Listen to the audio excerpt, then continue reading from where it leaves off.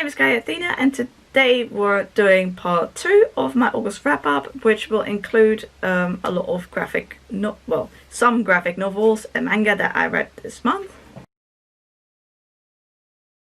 So the first book that I read for this weekend of graphic novels and memoir and manga is Komi Can't Communicate Volume 3 by Tomohito Oda. And I also read Volume 4 by Tomohito Oda. And these continue the story. This series is about a girl named Komi who has social anxiety, and she meets Tadano, who is a bit of a wallflower, and he is determined to help her make some friends.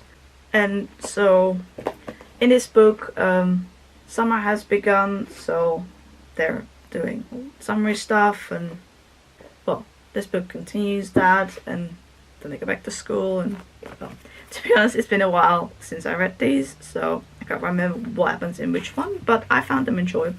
Then the next book that I read is Alone by Chabouté. This is a graphic novel, and it is about a person who lives alone in a lighthouse, and a ship goes there now and then to bring supplies, and it's also about one of the people on that ship. And not all of the pictures have text. And anyway, yeah, I like this. It was a nice read. I really like the art as well, and yeah, I found it enjoyable. Then I read Thornhill by Pam Smy. This book is partially told in images and partially through text. So some bits of the book, I don't know if I can show it to you, but like you just have pages of text and then there's some pages of pictures. That style is something that I've seen before in Brian Selznick's books, such as The Invention of Hugh Cabret, I think it's called, and Wonderstruck, and The Marvels. This is partially, yeah, this is a difficult book to describe because I also don't want to give too much away. I had heard mixed things actually, but I really liked it. So I like the art, I like the text, and yeah, it's about a girl. Well, the name escapes me right now if it isn't here. Anyway, it's about a girl who moves into this house. So her family's moved, and then so that's the illustrations, and then in the text part we follow the diary of another girl who lived in the past. That's not too much giving away, because that's, so for example, this is the girl who's just moved in, and she's looking, she moved in across the street from this house. And then, for example, here it starts a diary entry. And anyway, I liked this. And also I think these black pages are quite cool, which I don't have lots of books with like sprayed edges like that, but yeah. Anyway, I found this an enjoyable read. And then the next book, which is not a graphic novel or manga at all, but I just happened to finish it during this weekend, is Fablehaven by Mull. This is the first book in the Fablehaven series. And I buddy read this together with Linda from Linda's World of Books, link down below. And so I think it took us 6 days. Anyway, so I finished it during that weekend, so that's why this book is in here. But this is mostly text, so but some the chapters have like a little picture.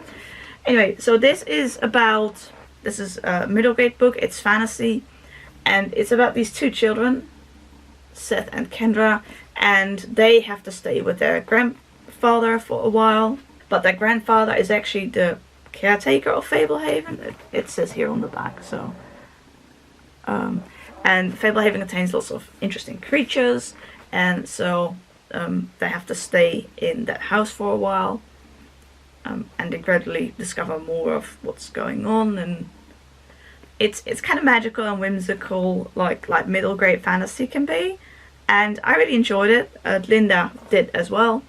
The lighting is just changed because the sun is going behind the clouds. So I've turned a light on. I'm not sure if it really makes much of a difference. And there's the sun again, so we'll just go with it. And yeah, I really enjoyed this, and look forward to read the next book with Linda sometime.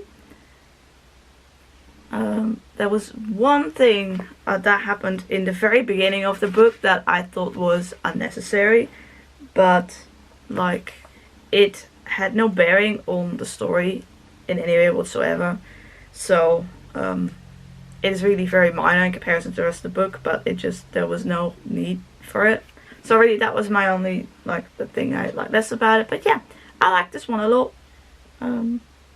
So if you like middle grade fantasy and you haven't heard of this, maybe check it out. There's 5 books in the series in total. I have the box set with them, as does Linda, so yeah, I look forward to read more of this series in the future. Then we get to Roughneck by Jeff Lemire.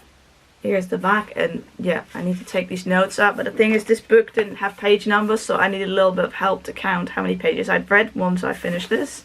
So this is about a guy named Derek and his sister Beth. He used to be a ice hockey player. Am I saying that correctly? Yeah. But then his career ended. Here is some of the art. I don't know if we can see that alright with the light, but... And Beth is going through a situation of domestic violence, so she's escaping that. She seeks him out. Together they flee to this like remote location. Anyway, I enjoyed this. I didn't love it, but it was a nice read, and yeah, I liked it. This is partially a graphic novel, partially a graphic memoir. It is Blankets by Craig Thompson. And from what I've worked out, this is based on Thompson's childhood, but it's also partially fictional.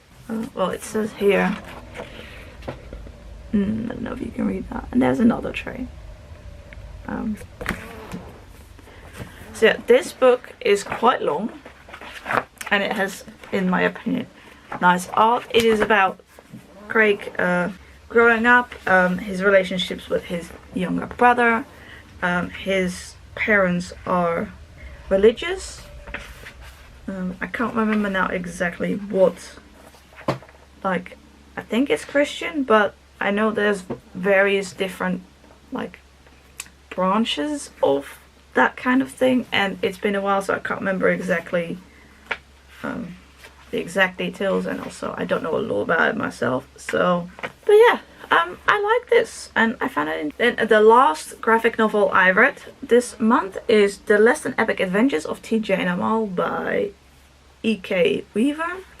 This is the bind-up of all 3 volumes, and it is about 2 men who go on a road trip, but they don't really know each other, so like they meet one evening and then they were a bit drunk, and so they agreed to go on this road trip, and they each have different reasons to like go to different places. And anyway, this is a male romance book, but it's not just about the relationship, but also about other issues, and I thought the art was really well done.